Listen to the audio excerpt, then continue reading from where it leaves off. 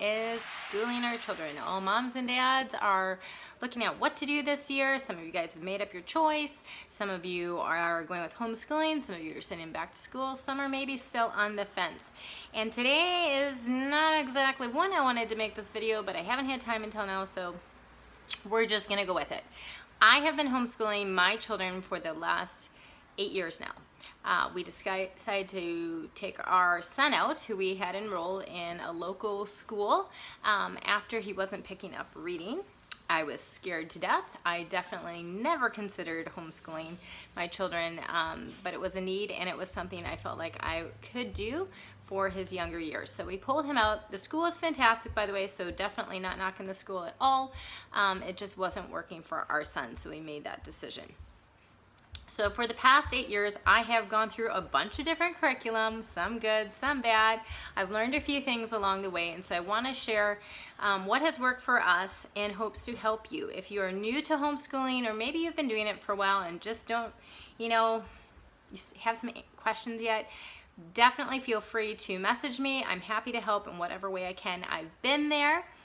You do not have to be a super patient person. A lot of people say that to me. I could never homeschool my children because I'm not a patient person.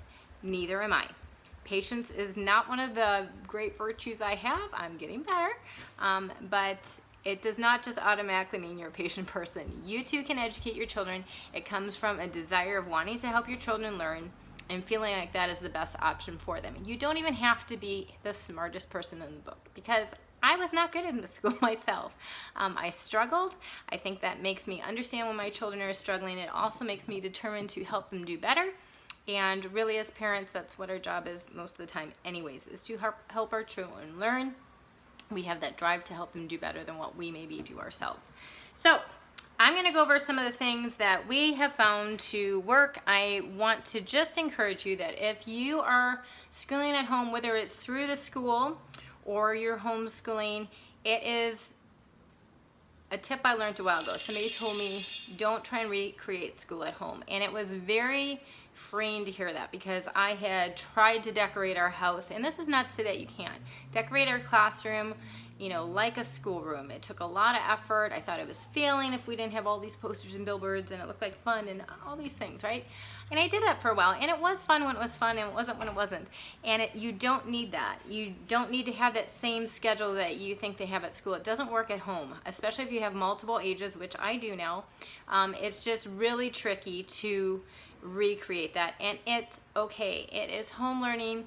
It's a comfortable, warm, inviting environment, a safe environment, and it's one your children are comfortable in, which is a real big plus when learning.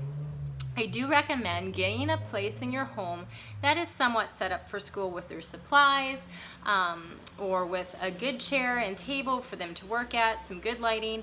But again, they can learn while they're sitting on the couch, wrapped in a blanket in their PJs. The key is that they set aside some time for learning throughout their day to get in the things they need to learn. What I want to start with is finding resources for your schooling. Some great things that you can find resources in. If you can't afford new, you can look at local homeschool group either on Facebook. There's a lot of them there. There's some bookstores that sell used books, yard sales sometimes, dollar stores. It does not have to be expensive to teach your children at home. You can also find some free online curriculum. We started out with a program called Easy Peasy.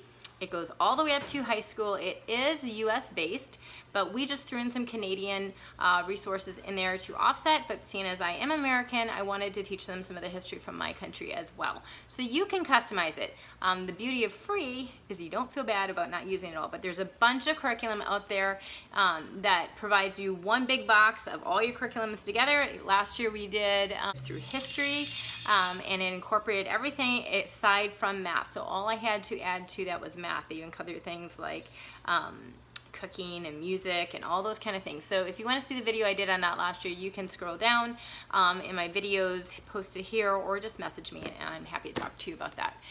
We used that for 2 years, and that worked out really good. Last year I wasn't crazy about the science program that they had included, and so we ended up just stopping that and doing our own thing, which is the other beauty about homeschooling, is you as a teacher get to decide what your kids are going to do, what you don't find important for them to learn, or change it up if it's not working for your kids. It just is really good.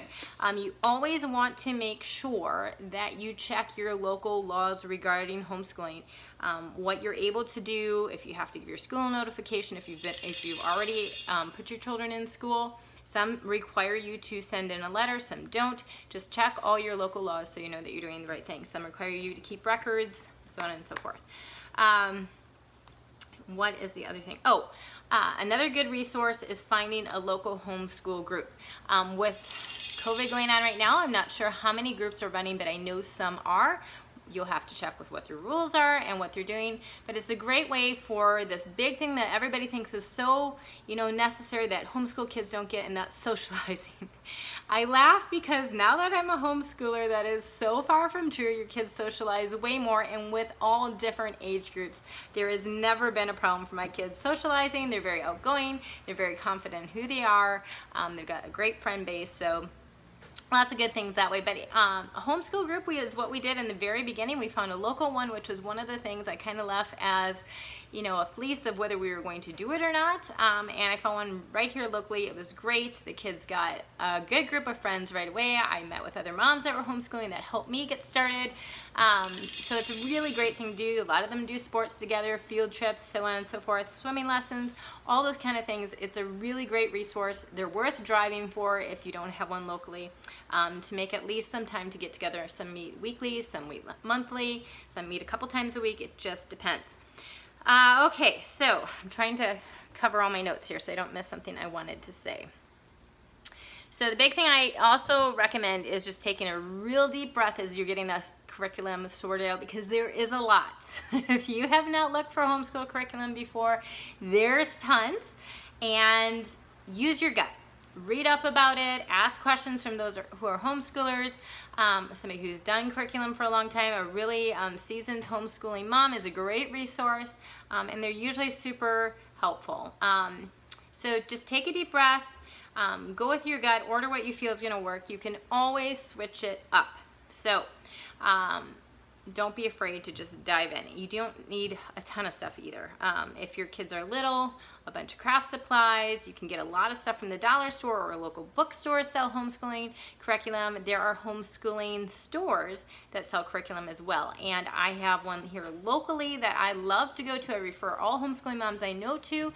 There's a lady there that runs it that helps even organize your own school curriculum for you. She will ask you questions about your children, about your teaching style, how to find your teaching style, and she'll help you create the curriculum for your kids. So find one of those locally. If you are in my area, I'm happy to pass that information on to you. If you are a praying family, I recommend starting your day with prayer. And reading through the Bible together has been an excellent thing for us to do as a family. It gets the word into your children.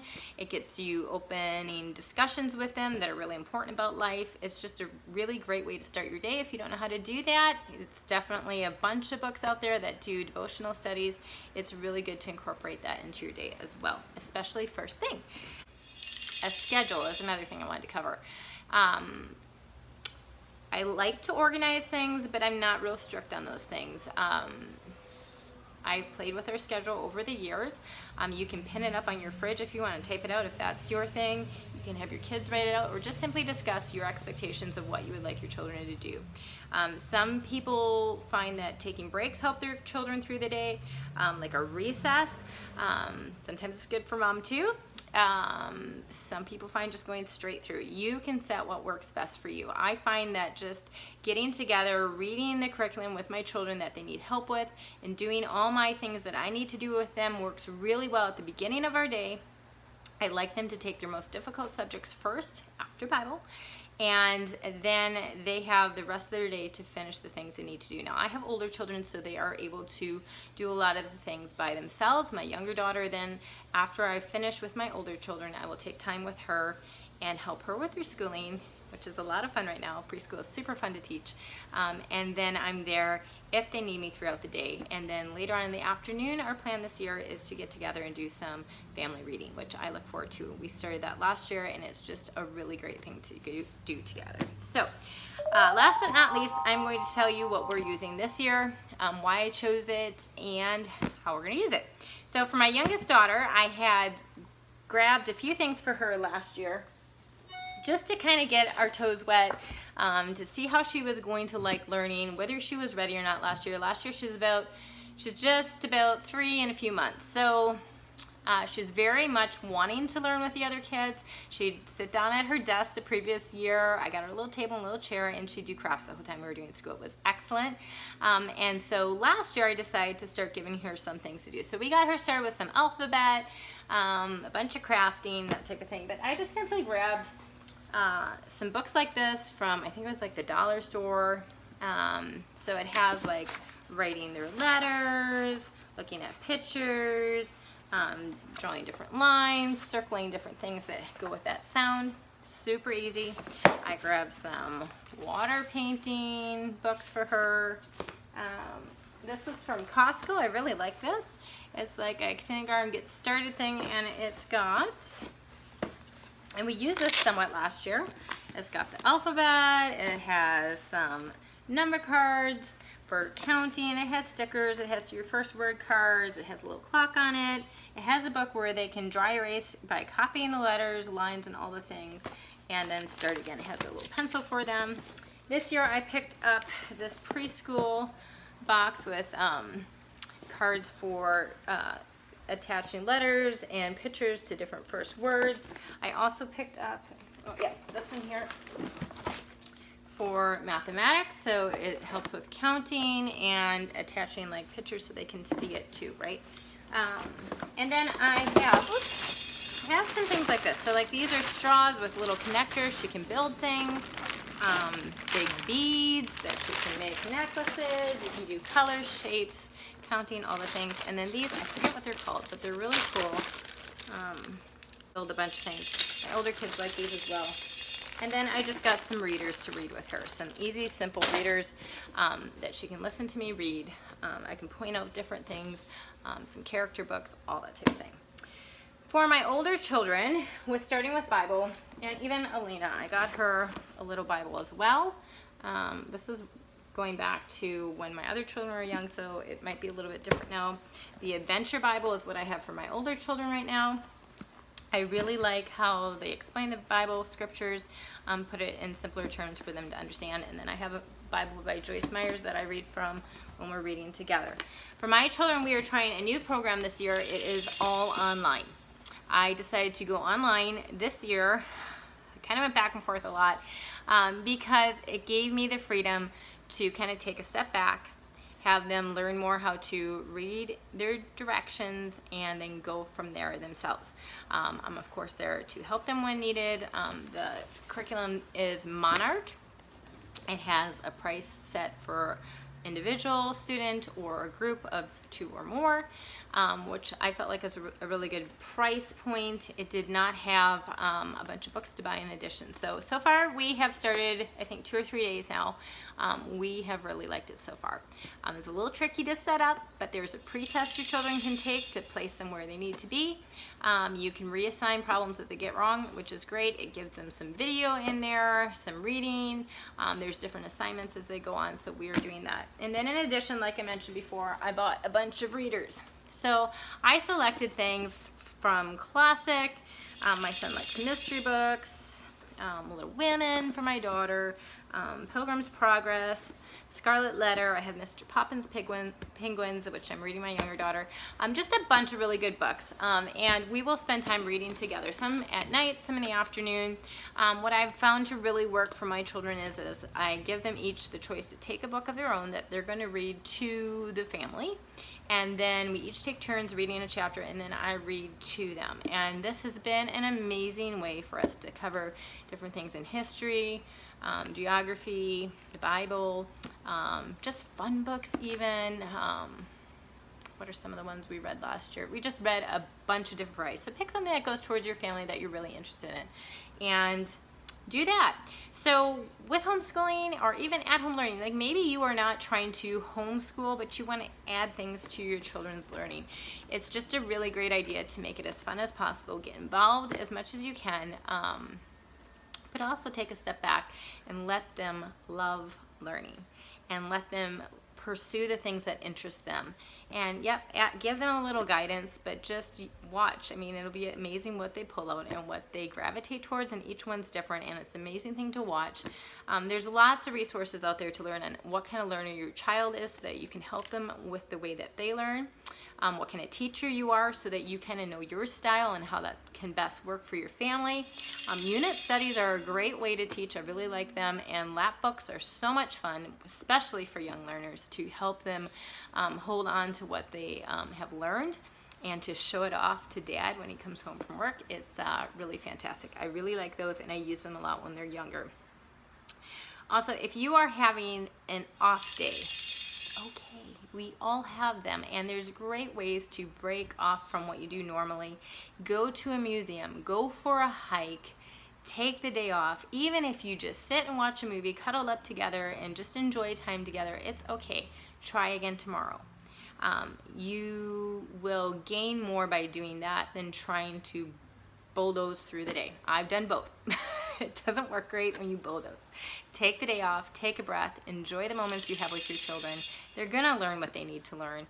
Some take longer than others. You're gonna hit walls sometimes where you don't know what to do.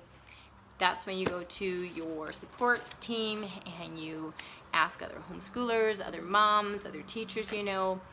People are so willing to help. And then again, as I said before, if you're a praying family, pray, ask God. I really do believe that He has equipped parents to teach their children, whether it's part-time or full-time. He's entrusted them to you as their parents. And He has equipped you to do the best job that you can with His help, and your children will have all they need to go and face the life that they have ahead of them. So don't stress, guys. There's a lot going on in our world right now.